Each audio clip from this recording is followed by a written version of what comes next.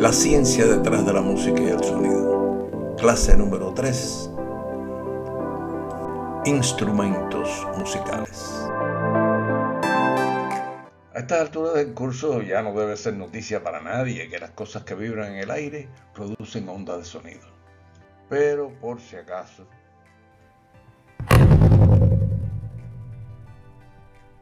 a este tipo de vibraciones se le llama oscilaciones libres. Se produce cuando se perturba el equilibrio y el sistema regresa a él cuando las oscilaciones se apagan. Algunos instrumentos musicales producen sus sonidos dejando oscilar a las cuerdas libremente.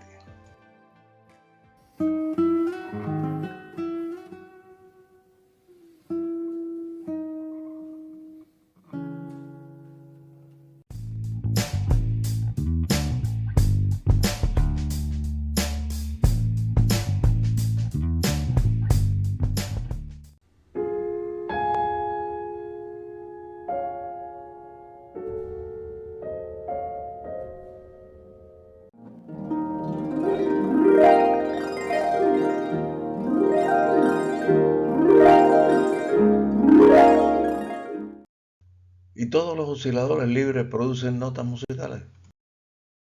Digamos la membrana de un tambor. Cuando se golpea también entran oscilaciones libres, ¿no?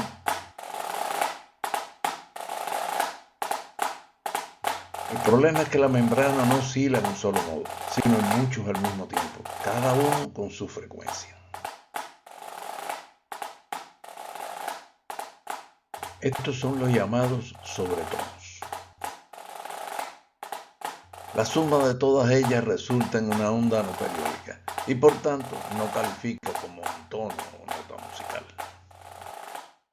La mayoría de las vibraciones que se producen alrededor nuestro son así, tienen cientos de sobretonos y no califican como notas musicales.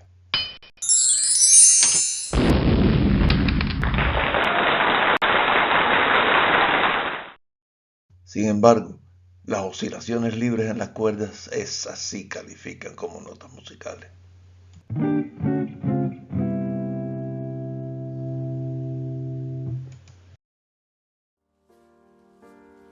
Las ondas estacionarias en las cuerdas también tienen sobretonos, pero estos cumplen con una condición muy especial. Todas sus frecuencias son múltiplos enteros de una llamada la fundamental. La suma de esos sobretonos resulta en un patrón que se repite con esa frecuencia fundamental.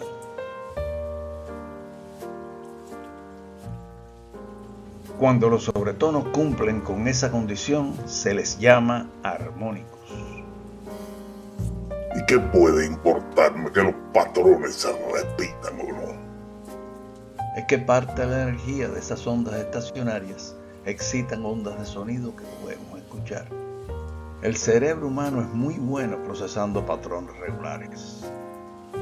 Esas ondas periódicas pasan derechito a las emociones. El doctor en neurociencias, Ted Horowitz, dice que somos criaturas emocionales y esas emociones son como respuestas rápidas que vienen de la evolución. Secuencias de esas ondas periódicas es lo que llamamos música. Y es por eso que esos sobretonos especiales se llaman armónicos, por ser la base de la armonía musical. Solo son esas ondas periódicas las que podemos llamar tonos o notas musicales.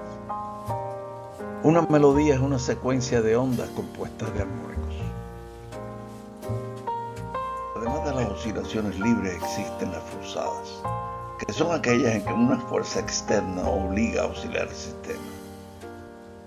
En las cuerdas, dependiendo de cuán gruesas y tensas, la respuesta no es igual para todas las frecuencias. Las oscilaciones serán mayores a medida que la fuerza externa se acerque a la frecuencia de resonancia. Insoportable criatura. Así mismo es, Sebastián, la frecuencia de resonancia. Aquí mostramos un movimiento forzado y el fenómeno de la resonancia.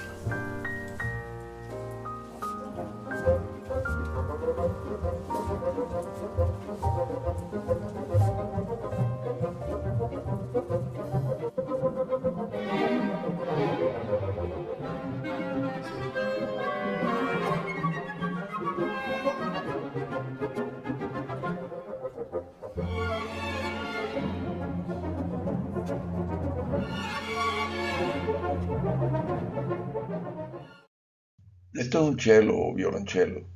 Utiliza la resonancia de las cuerdas tensas para producir notas musicales.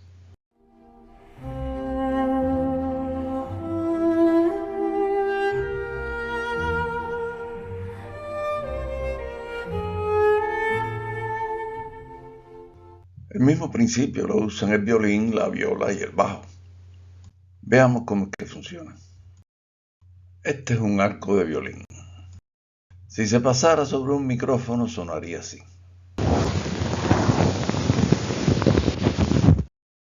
Simplemente ruido. Y la composición espectral de ese ruido es como esta. Como tiene componentes en todas las frecuencias, se dice que tiene un espectro continuo. Pero las cuerdas de violín solo vibran bien a sus frecuencias de resonancia. Y como estas coinciden con las de los armónicos de la oscilación libre, las ondas de sonido que se exciten serán notas musicales.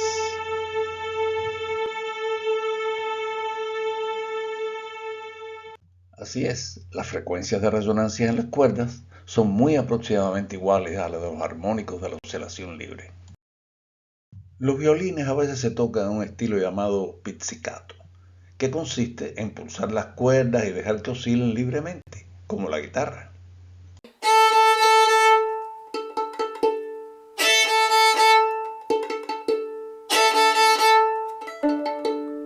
Los tonos del pizzicato tienen la misma altura que cuando se usa el arco. Repitiendo, las frecuencias de resonancia son las mismas de las oscilaciones libres. Los instrumentos de viento usan también el principio de la resonancia.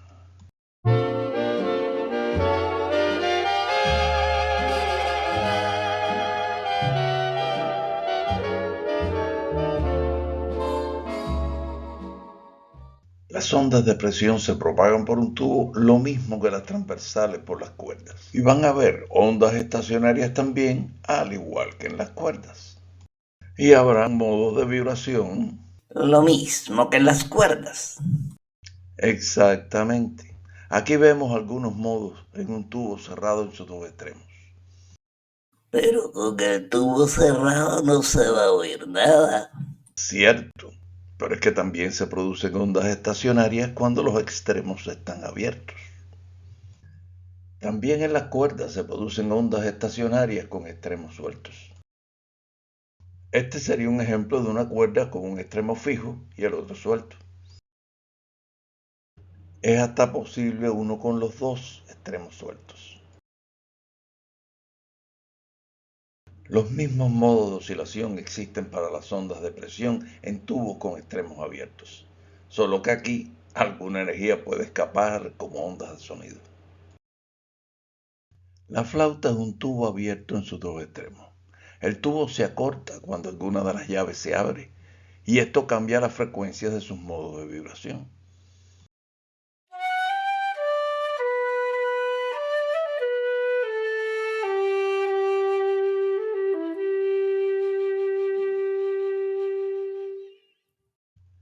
Esa que se muestra aquí es una flauta moderna de concierto, pero es el instrumento melódico más viejo, de cuando la edad de piedra. Los tubos de un órgano también tienen los dos extremos abiertos. A través de complicados mecanismos, un teclado hace llegar el aire a presión que excitará las ondas estacionarias en los distintos tubos del órgano.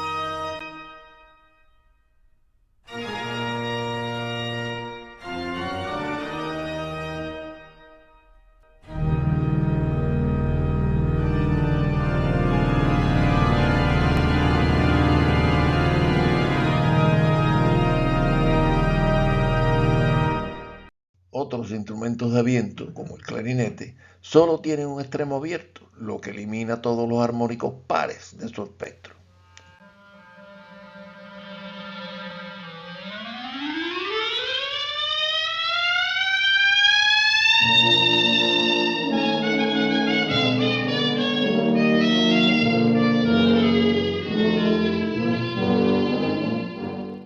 Y eso mismo pasa en la trompeta, ¿no? No, la trompeta no es lo mismo. Aquí se complica la cosa. En sus orígenes se usó como silbato y no fue hasta el siglo XIV que evolucionó en instrumento musical. La trompeta, como el clarinete, está abierta en un solo extremo, pero la campana aumenta las frecuencias de resonancia bajas, mientras que la boquilla hace lo contrario con las más agudas, resultando en un espectro aproximadamente completo. El resto queda por el intérprete.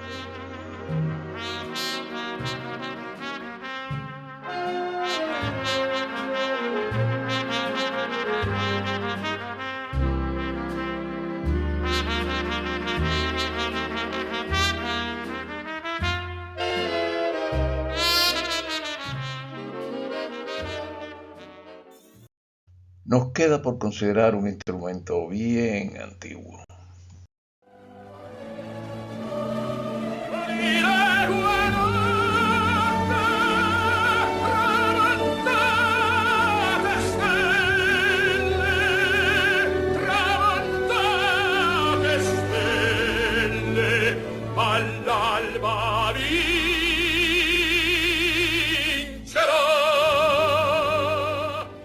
Obvio que es la voz humana, la que no es más que otro instrumento de viento. Pues es de cuerdas. Son las cuerdas vocales las que vibran armónicamente a distintas frecuencias. La columna de aire en la cavidad laringobucal nunca cambia de tamaño, como pasa en los instrumentos de viento. Modifica el espectro como lo hace la caja del violín, pero no es la que genera el sonido.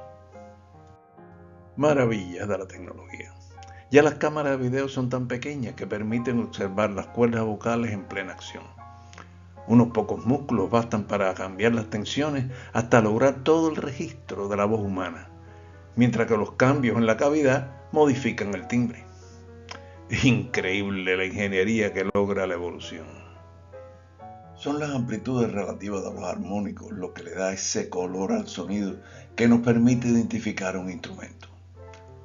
A esa coloración se le llama timbre.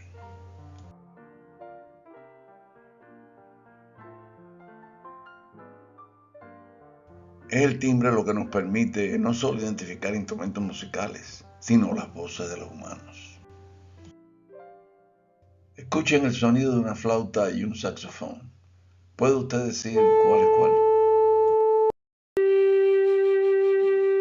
Pueda que a un profesional de la música no le sea difícil, pero así le pudiera resultar a un oído no entrenado.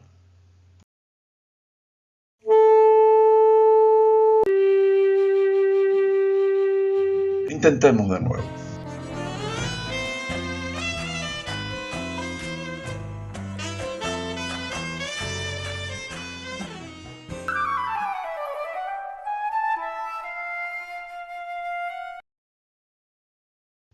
Ya no debe haberle sido difícil identificar el saxo. Ese fue el gran Paquito de Rivera. Tampoco la flauta de la exquisita Elizabeth Westland. Es que no es solo el timbre lo que permite identificar un instrumento. Está también la envolvente o curva ADCR, por sus términos en inglés Attack, Decay, Sustain and Release, o sea, el ataque, la caída, el tenido y el soltar. La envolvente o curva ADCR describe cómo es que la amplitud de la onda de sonido se comporta en el tiempo. La trompeta tiene de todo. El clarinete no muestra decay o caída. El piano solo tiene oscilaciones libres. Aquí no hay tenido, tampoco hay nada que soltar. Está claro que este tema de los instrumentos musicales está lejos de agotarse, pero hasta aquí va esta clase que ya se pasó de los 12 minutos planeados. La próxima es sobre pulsaciones acústicas. Estas se oyen si dos ondas puras con frecuencias cercanas se hacen sonar al tiempo. La onda de sonido que resulta cambia de intensidad al ritmo de la diferencia de sus frecuencias. Cuando esa diferencia de frecuencias entra en el rango audible, se percibe no ya como fluctuaciones de amplitud, sino como otro sonido con una altura correspondiente a la diferencia de sus frecuencias. Y ahí es que se pone interesante el tema.